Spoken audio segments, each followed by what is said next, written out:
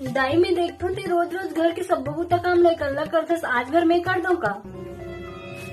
अब स्कूल कौन जाई तोर दादा?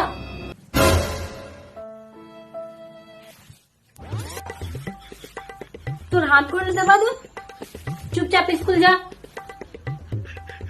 मोर मोजा गवा गए, चप्पल पहन के जा। दाई मोर बेग ला नहीं पा था। इधर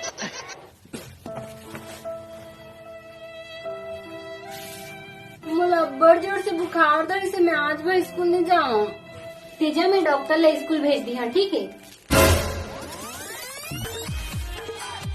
किसी ने नहीं पा था। स्कूल जा। तो इनसे पता नहीं। चुपचाप जा। नोट कर ले लेगी। फिर भी जा। दाई बड़ ज्यादा पानी गिरा थे।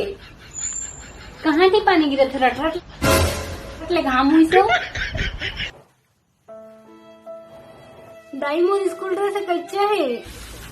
एक दिन आने को पहन के जाबे तो स्कूल बंद नहीं हो जाए।